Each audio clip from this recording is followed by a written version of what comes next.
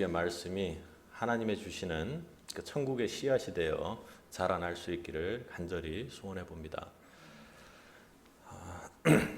자, 이렇게 여러 가지 오늘 말씀을 준비하면서 이렇게 찾다가 간절함에 대해 한 일본의 작가가 이렇게 이야기를 했습니다. 참 큰 공감이 되었습니다. 성공은 간절함의 차이에서 온다. 간절함은 성공의 씨앗이고 기적을 이루는 원천이다. 여러분 어떻습니까? 동의가 되십니까? 또 크리스찬이라고 하면 성공이라는 말에 또 율법적으로 마음이 가는 건 아닌지 모르겠습니다. 그렇다면 간절하고 아니고의 차이를 어떻게 알 수 있습니까? 그 이후에 글에 보면 몇 가지 중요한 이야기를 했습니다. 간절함이란 무엇인가? 첫째, 간절한 마음으로 일하는 사람은 뒤로 미루지 않는다.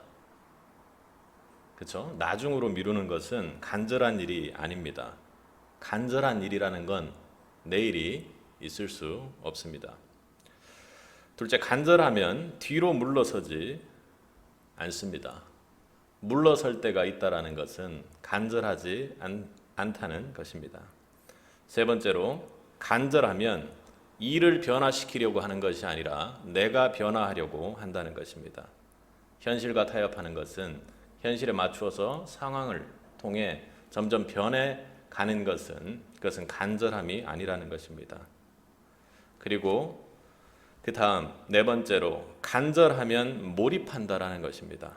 결코 건성으로 대충 해서 일을 하지 않는다는 것이죠. 하루 종일 그 간절한 일을 생각하고 자면서도 우리가 꿈을 꾸지 않습니까? 다섯 번째로, 간절하면 그 간절함으로 일을 하면 그 간절하게 일을 하는 것을 통해서 다른 사람을 감동시킨다라는 것입니다. 뜻이 간절하면 막혀있던 길들이 뚫리고 열린다라는 것이죠. 그리고 가장 중요한 것이죠. 간절한 일은 반드시 이루어진다. 이루어지지 않았다라는 것은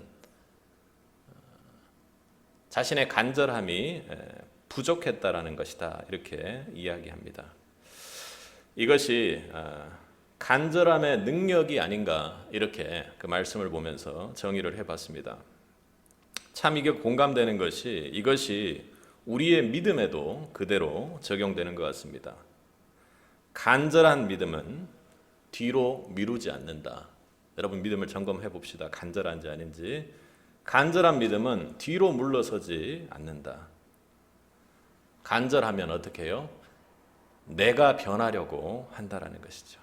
그리고 간절한 믿음은요, 자나깨나 예수 생각에 그 어떠한 고민도 없고 오로지 그냥 예수 고민만 있을 것입니다. 그리고요, 간절하면, 내 믿음이 간절하면 성령이 감동하지 않겠습니까? 내 믿음이 간절하면, 세상도 감당하지 못할 믿음이라면 세상이 감동하고 그리고 주님을 받아들일 것입니다. 그리고요, 간절하면, 나의 믿음이 간절하면 주님께서 능력 주시기에 능치 못할 일이 없을 것입니다. 우리의 믿음에 그렇게 이 간절함의 이야기가 그대로 적용된다는 것이 참으로 놀랐습니다. 여러분 믿음의 간절함은 어떻습니까? 금방 간절함의 이 순서를 가지고 다시 한번 기도해 보시고 점검해 볼 수 있으면 좋겠습니다. 믿음에도 이렇게 간절함이 있을 때 그 능력이 나타나는 것입니다. 왜요? 주님께서 감동하시고 그 감동을 통해 주님의 능력이 우리를 통해 나타나는 것이죠. 오늘 본문도 간절한 믿음의 한 여인이 나타납니다. 여러분이 잘 아는 이야기일 수도 있습니다. 그녀의 간절한 믿음의 이야기는 어떻습니까? 오랜 동안 혈루증으로 고생을 하고 있는 그 여인이 예수의 소식을 듣고 예수만 만나면 내가 나을 것이라는 그 믿음의 고백들을 되뇌이면서 결국에는 예수를 만나고 예수님의 옷깃에 손을 얹고 만지고 그의 능력을 통해 치유의 기적이 일어나죠. 그녀의 간절한 믿음은 주님을 만나게 만들고 그리고 주님의 만남을 통해 거기서 머무는 것이 아니라 주님을 만지기까지 가며 치유의 기적을 이뤄내고 새로운 삶을 살게 됩니다. 오늘 34절을 보면 예수님께서 무엇이 그녀를 이렇게 치유하고 구원했다고 합니까? 바로 내 믿음이 구원을 얻게 했다고 예수님께서 그렇게 말씀하십니다.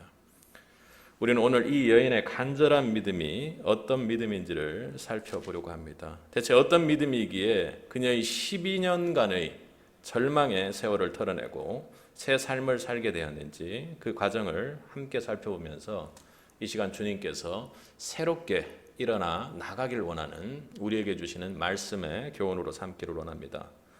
먼저 첫 번째로 살펴볼 것은 그녀의 믿음에는 간절한 믿음의 고백이 있었다라는 것입니다. 예수님의 소문을 이 여인도 들었을 것입니다. 소문을 듣고 믿음이 생기기 시작한 여인은 그때부터 무엇을 했습니까?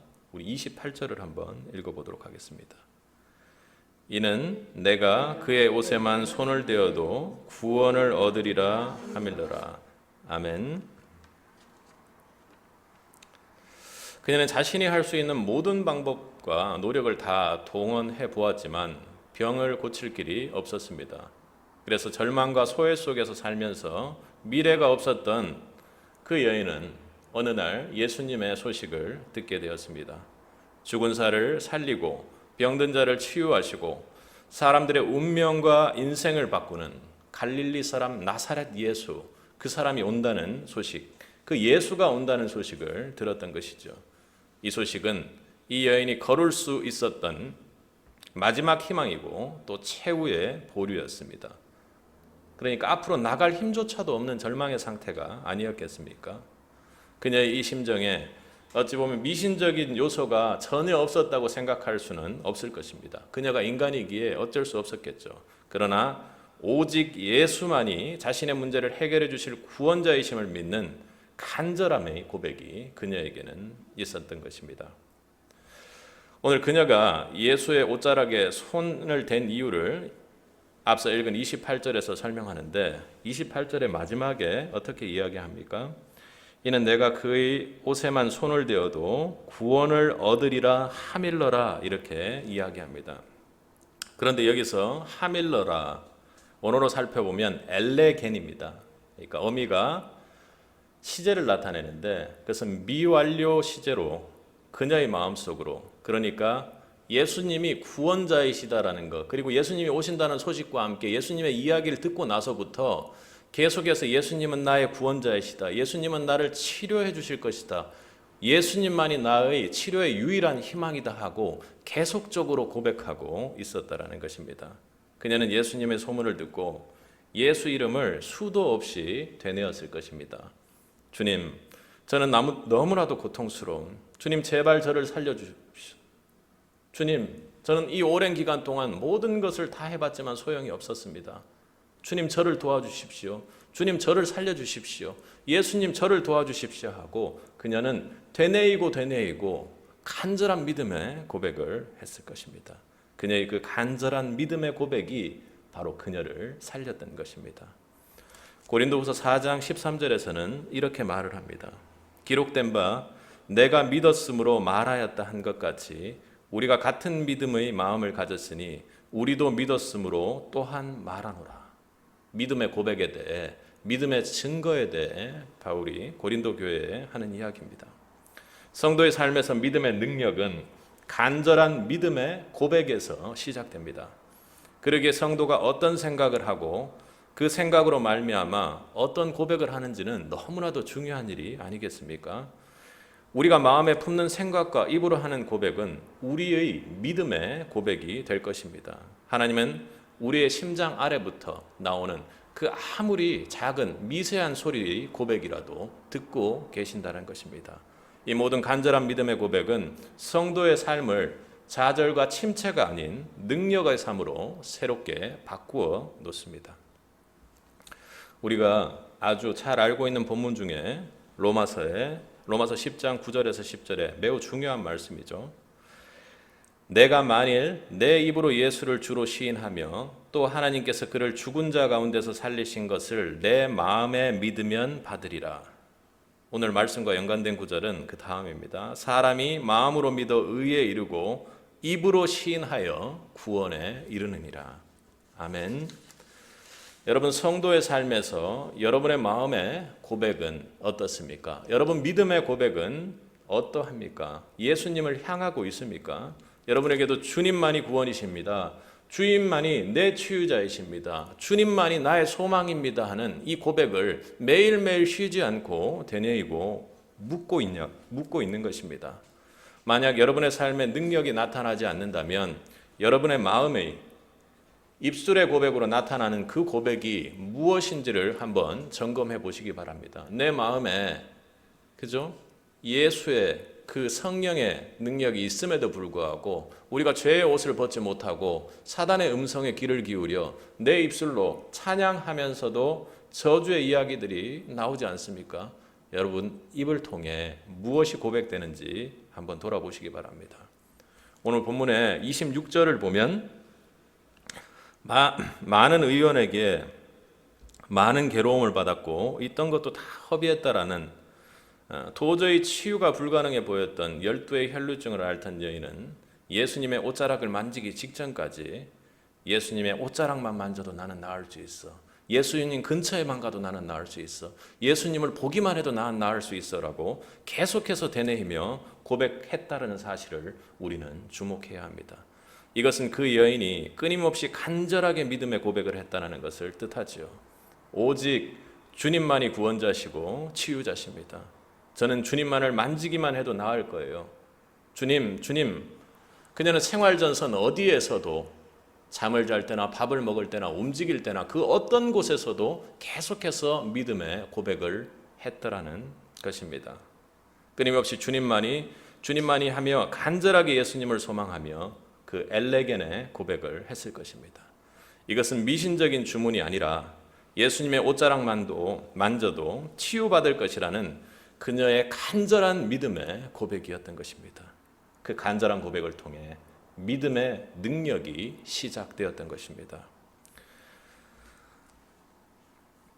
오늘 하루 그리고 매일 순간 하나님의 말씀을 통해 당신의 입에서 믿음의 고백만이 흘러나올 수 있도록 하라고 오늘 예수님께서 명령하고 계시는 것입니다. 부정적이고 어두운 불신앙의 고백이 여러분의 입을 통해 흘러나오는 것을 여러분 방관하지 말고 오직 믿음의 고백을 할 수 있기를 원합니다. 오늘 이 여인과 같이 믿음의 고백을 통해 주의 능력으로 우리가 역동적인 새 삶을 시작하는 우리 성도님들이 되기를 주님의 이름으로 축복합니다.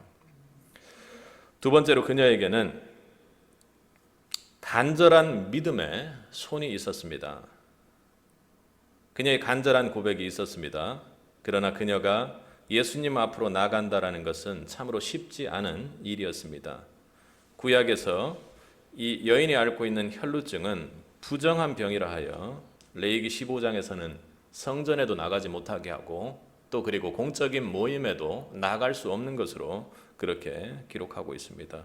앞서 잠시 살펴봤던 것처럼 26절에서 말하는 것처럼 이 여인은 많은 의사들에게 돈도 허비했고 그것을 고치려고 많은 고생을 했을 것입니다. 이 혈루증을 고치기 위해서 여러 의사를 돌아다녔을 때 돈도 많이 들었겠지만 그것보다도 나을 것이라고 생각하고 여기저기를 다녔을 때 그것이 낫지 않았을 때 이 여인의 절망과 좌절은 어땠겠습니까? 12년간을 그렇게 참 긴 기간을 만약에 병간호를 해보신 분이라면 그것이 얼마나 고통스럽고 우리 사람들을 좌절에 빠뜨리는지를 알 것입니다. 정말 좌절의 늪에 빠진 소망 없는 인생이 이 여인의 모습이 아니겠습니까? 뿐만 아니라 현실적으로 예수님의 치유 사역은 언제나 엄청난 무리의 사람들이 있었습니다. 그러나 그녀는 어땠습니까? 그 절박감 속에 사람들의 무리를 비집고 들어가서 도저히 나갈 수 없는 그 상황 속에서도 가까스로 어떻게 해요? 예수님의 옷자락을 향해 손을 뻗었던 것입니다. 우리 31절을 한번 같이 읽어보겠습니다. 함께 읽겠습니다. 제자들이 우리가 여호사 믿은 것을 보시며 누가 내게 손을 떼었느냐 물으시나이다. 어떤 상황인지 느껴지시죠? 많은 사람의 손이 물론 예수님의 옷에 닿았을 것입니다. 밀고 당기고 하면서 예수님을 그렇게 접촉하고 터치하는 일들이 예수님이 움직일 때 계속해서 있었겠죠. 그러나 그 모든 무리의 손과는 다른 손의 만짐을 예수님께서는 느끼셨습니다. 우리 오늘 본문을 읽는데 28절을 읽고 27절을 다시 한번 읽어보겠습니다. 28절 먼저 읽겠습니다. 이는 내가 그의 옷에만 손을 대어도 구원을 얻으리라 하밀러라. 27절입니다. 예수의 소문을 듣고 무리 가운데 섞여 뒤로 와서 그의 옷에 손을 대니. 아멘. 그 손은 만지기만 해도 구원을 얻을 것이라는 그 믿음을 가진 믿음의 손이었습니다. 그 손은 간절한 믿음의 고백을 방해하는 모든 절망, 방해, 무기력 좌절을 뚫고 나오는 그녀의 간절함에서 나오는 모험적인 믿음의 손이었던 것이죠. 예수님을 접촉한 이 믿음의 손은 놀라운 역사를 일으켰습니다. 우리 29절을 함께 읽겠습니다. 이에 그의 혈루 근원이 곧 마름에 병이 나은 줄을 몸에 깨달으니라. 이에 혈루 근원이 마름에, 이에 그녀가 손을 뻗었을 때 혈루의 근원이 마름에, 여인의 손이 예수님의 옷에 접촉한 순간 병이 나았습니다. 어떻게 그 여인의 병이 나았습니까? 우리 30절을 한번 읽어보도록 하겠습니다. 예수께서 그 능력이 자기에게서 나간 줄 아시고 곧 스스로 아시고 무리 가운데서 돌이켜 말씀하시되 아멘. 이 여인이 옷에 손만 놔도 구원을 얻을 것입니다. 치유될 것입니다. 주님 하고 간절하게 나아가 손을 뻗었던 것이죠. 혹시 간다고 해도 힘센 남자들이 밀치고 예수님 곁으로 다가가기란 연약한 환자의 모습으로는 역부족이었을 것입니다. 그럼에도 불구하고 이 여인은 장애물 앞에 머뭇거리지 않았습니다. 자칫 잘못하면 발견돼 돌에 맞을 수도 있고 쓰러져 죽을 수도 있었지만 여인은 그 무엇보다도 간절함을 가지고 예수님께 나아갔습니다. 그리고 여러 방해, 생각, 물리적 방해에도 손을 뻗는 그 순간 주님 안에 있던 능력이 믿음의 손을 타고 그 여인에게 흘러간 것입니다. 여러분 그 장면을 한번 상상해 보십시오. 어떻게 되었겠습니까? 그러니까 예수님께서 돌이켜서 이렇게 하셨다라는 것은 여인이 예수님의 그 뒤에서 서 계신 그 뒤에서 옷깃을 만졌다라는 것인데 그 옷깃을 만지는 그 상황 속에서도 내가 이 옷에 손을 대기만 해도 구원을 얻을 것이라고 계속해서 입으로 되뇌이고 고백하며 주님을 그렇게 만졌던 것입니다. 우리의 삶의 믿음의 능력은 믿음을 방해하는 장애물을 넘어 내 믿음의 손을 뻗을 때 나타나는 것입니다. 곧 쓰러질 것 같이 어려운 몸을 끌고 극성스레 믿음을 가지고 도저히 이루어질 수 없는 그 기도의 자리에 나와야 한다는 것이죠. 아니라면 주님 앞으로 나와 믿음의 손을 올리지 못하게 방해하는 그 모든 요소들을 하루빨리 제거해야 합니다. 정리해야 하죠. 그리고 주님 앞으로 나가는 것을 막는 모든 부정적이고 그리고 또 인간적으로 생각해서 계산하는 그 모든 생각들도 정리되어야만 합니다. 이런 것들이 남아있다면 절대로 우리의 삶에 주님의 능력을 경험할 수 없습니다. 왜요? 오직 오늘 여인이 뻗은 것처럼 믿음의 손으로 주님을 만질 때 주의 능력이 우리의 삶에 임하기 때문입니다. 여인은 어쩌면 맞아 죽든 쓰러져 죽든 아니면 밟혀 죽든 나는 어찌 되었건 간에 예수님을 만지고 구원을 얻으리라는 그 믿음의 손밖에 생각하지 않았던 것입니다. 그랬기에 그녀는 주님께로 나아가 주님의 능력을 경험했던 것이죠. 여러분, 그녀의 간절함이 어디에서 오는 것입니까? 너무 많이 아팠기 때문에 그런 거예요. 너무 많이 절망했기 때문에 그런 거예요. 여러분 아플 때 한번 생각해 보십시오. 오히려 무기력해지고 주님 앞에 나가고자 하는 생각이 없어질 것입니다. 그렇습니다. 인생의 무기력과 좌절, 절망이 사람이 예수님을 향해 믿음의 손을 뻗는 순간 예수님의 능력이 그에게 나와 들어갔던 것입니다.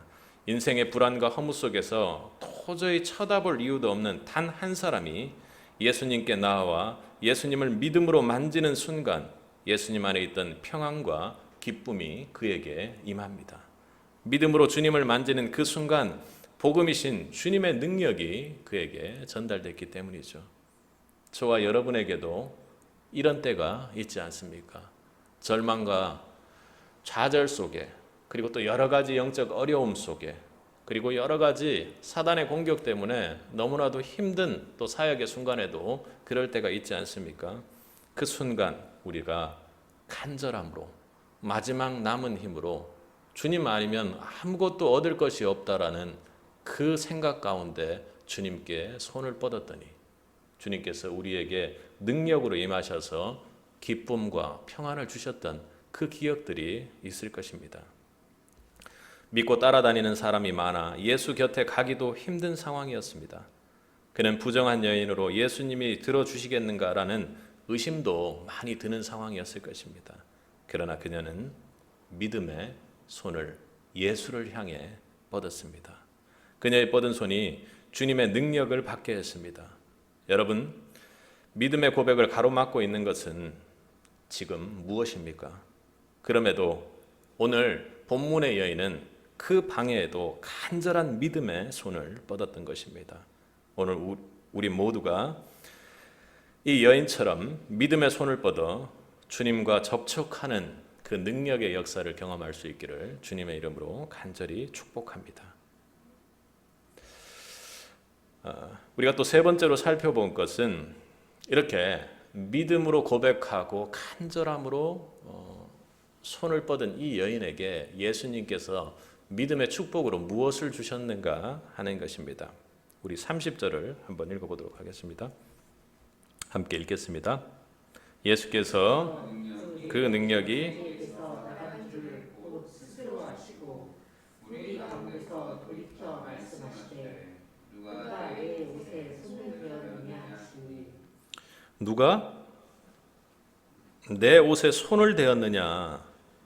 예수님은 치유된 그녀를 찾으십니다. 몰라서 찾는 것은 아니실 것입니다.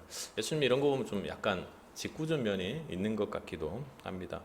우리 31절과 32절을 함께 읽겠습니다. 제자들이 여짜오되 무리가 에워싸 미는 것을 보시면 누가 내게 손을 대었느냐 물으시니까 하되 예수께서 이 일을 행한 여자를 보려고 둘러보시고 예수님께서 다 아시면서 왜 그리 말씀하셨을까요? 사람들은 이 여인이 사실은 주님의 옷을 만졌는지 그리고 치유를 받았는지 전혀 알지 못합니다. 제자들도 전혀 알 수가 없죠. 그리고 이제 치유를 받은 여인은 자신을 숨기며 조용히 사라졌을지도 모릅니다. 제가 영화 속에서 이 장면을 한번 기억을 해보면 아까 말했던 이렇게 뒤에서 이렇게 만지고 나서 능력이 임하고 거기에서 표현하기는 그렇게 능력이 임하고 나서 사람들 인파 사이로 다시 살짝 들어가 가지고 서서 예수님을 바라보고 있는 모습이었습니다. 어쨌든 그녀는 그렇게 조용히 사라지려고 했을지도 모릅니다. 그러나 예수님은 이 여인이 사람들 가운데 앞으로 나오도록 지금 요구하고 계시는 것이죠. 이게 무엇입니까? 어떤 의미가 있나요? 예수님은 그 여인의 육신적인 치유를 넘어 개인적으로 인격적으로 만나기를 지금 요구하고 계시는 것입니다. 예수님은 아무도 신경 쓰지 않는 그 한 여인에 대한 간절함을 가지고 있는 분이셨습니다. 만일 육신의 치유만 이루어지고 그것으로 끝났다면 그녀는 이후에 어떻게 되었을지 모릅니다. 그녀는 거라사 지역의 돼지에 정신 팔린 사람들처럼 예수님을 잊고 돈에 미쳐서 혹은 인생에 미쳐서 그렇게 사는 사람으로 바뀌었을지도 모릅니다. 예수님은 그 여인을 향한 육체적인 치유뿐만 아니라 영원한 생명의 구원으로 함께 하기를 바라시고 계시는 것입니다. 이 여인은 이 상황을 피할 수 없음을 알았겠죠. 이미 주님의 은혜의 능력이 자신에게 전달된 것을 도저히 숨길 수가 없을 것입니다. 여러분이 구원의 능력이 여러분에게 임했을 때 그것을 숨길 수가 있습니까? 절대로 그럴 수가 없겠죠. 우리 33절을 함께 읽겠습니다. 함께 읽겠습니다. 여자가 제게 이루어진 일을 알고 두려워하며 떨며 와서 그 앞에 엎드려 모든 사실을 여짜온대. 그녀는 모든 것을 다 구했습니다. 두려워 떨고 주님 앞에 엎드렸습니다. 그 여인이 율법적으로 보면 잘한 일을 한 것은 아니기 때문에 그럴 수 있습니다. 여인을 향해, 그렇게 떨고 있는 여인을 향해 예수님께서 어떻게 말하십니까? 함께 읽겠습니다. 34절입니다. 예수께서 가라사대 따라하 내 믿음이 너를 구원하였으니 평안히 가라 내 병에서 놓여 건강할지어다. 아멘.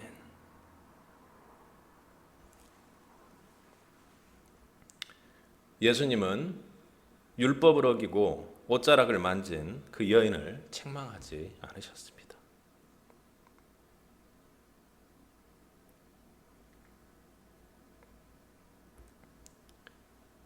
어느 누구도 가까이 하기를 싫어했던 여인을 향해 지금 주님은 이 여인을 향해 뭐라고 말씀하십니까? 따라, 따라라고 그렇게 말씀하고 계십니다. 사랑하는 내 딸아, 그렇게 부르시죠.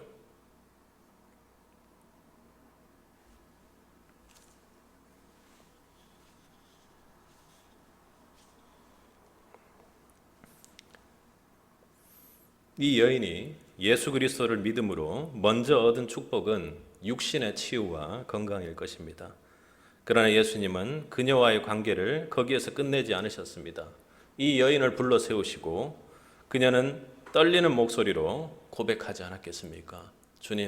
주님을 믿고 이렇게 나와왔고 저는 간절한 믿음을 가지고 주님께 손을 뻗었습니다. 주님만이 구원이시고 주님만이 치유자시고 주님이 메시아시고 주님께서 하나님이시라고 예수 이름을 목 놓아 부르며 엎드려 두려워 떨며 고백했을 것입니다. 그녀는 이제 주님과의 빼앗길 수 없는, 그 누구도 끊을 수 없는, 흔들릴 수 없는 개인적이고 인격적인 주님과의 관계를 맺을 수 있게 되었습니다.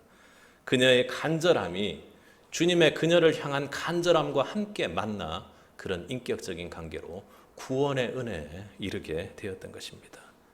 자기 남편도, 부모도, 형제도, 이웃도 모든 사람들이, 그리고 현대 그 당시의 의학이라고 하는 가장 뛰어난 의사들을 다 만나보았음에도 불구하고 불가능했던 그 자신을 하나님의 아들 예수님께서 따라 내 따라하고 그렇게 다정하게 불러주셨던 것입니다. 그녀의 믿음의 간절함이 주님의 한 영혼을 향한 그 간절함과 함께 만나 믿음의 능력이 우리에게 축복으로 임했던 것이죠. 그녀는 하나님의 딸이 되는 놀라운 믿음의 축복을 받게 되었던 것입니다. 주님은 저와 여러분 한 사람 한 사람과 인격적인 관계를 향한 간절함을 가지고 계십니다. 오늘 본문에서처럼 말이죠. 죄의 종노릇하며 제 질곡에 절망한 우리의 삶 가운데서 절망하고 있는 오늘의 그 혈루병 여인과 같은 우리의 모습 가운데서 우리를 죄에서 구원해 주셨습니다. 그리고 우리 한 사람 한 사람과 인격적인 관계를 맺어 주셨죠. 그리고 영원한 생명의 자녀로 그렇게 받아 주셨습니다. 내 딸아, 내 아들들아, 그렇게 말이죠. 여러분은 주님의 간절함을 만날 때, 여러분의 간절함으로 뻗은 믿음의 손이 주님의 간절함을 만날 때 여러분 삶의 믿음의 능력이 은혜로 나타나는 줄로 믿습니다. 예수님은 지난 12년 동안 모든 것을 잃어버리고 비참하게 살던 여인의 영혼을 그렇게 만져주셨습니다. 그 한 사람, 한 영혼에 대한 예수님의 간절함이 있었기에 그 믿음의 감동이 그녀에게도 전달되었을 것입니다. 너는 저주받은 사람으로 절망과 비참함 속에서 이 12년의 기간 동안 고통스럽게 살았지만 나는 너를 내 피값으로 사기 위해 왔단다 하고 말입니다. 너는 내 딸이고 너는 천하보다도 귀한 내 소중한 자녀란다. 여인의 육체뿐만 아니라 영혼까지도 완전히 영원히 구원받는 그런 시간을 주님께서는 허락하셨던 것이죠. 오늘 우리 시대 상황이 지금 혈루병을 앓고 있는 여인의 모습은 아닌가 생각해 봅니다. 그렇다면 여인의 간절한 고백과 주님을 향해 내민 믿음의 손이 우리에게는 있습니까? 그 간절한 믿음의 손과 믿음의 고백이 있을 때 주님이 우리 한 사람 한 사람을 향한 그 주님의 간절함을 우리는 만날 수가 있을 것입니다. 그랬기에 오늘 이 여인의 믿음의 능력은 나타났던 것이죠. 쉬지 않는 간절한 기대와 고백으로 여러분의 삶의 영적 무기력과 좌절을 뚫고 능력으로 나아갈 수 있기를 소원합니다. 여러분의 영혼이 오직 주님만을 바라고 주님만을 만지기 위해 여러분 믿음의 손을 간절함으로 뻗을 수 있기를 소망합니다. 그리하여 주님의 평안 가운데 몸과 마음과 영혼이 온전한 치유와 쉼을 얻어 믿음의 능력으로 주의 평안을 전하는 주님의 복된 자녀들이 되기를 주의 이름으로, 예수의 이름으로 진심으로 간절히 축복드립니다.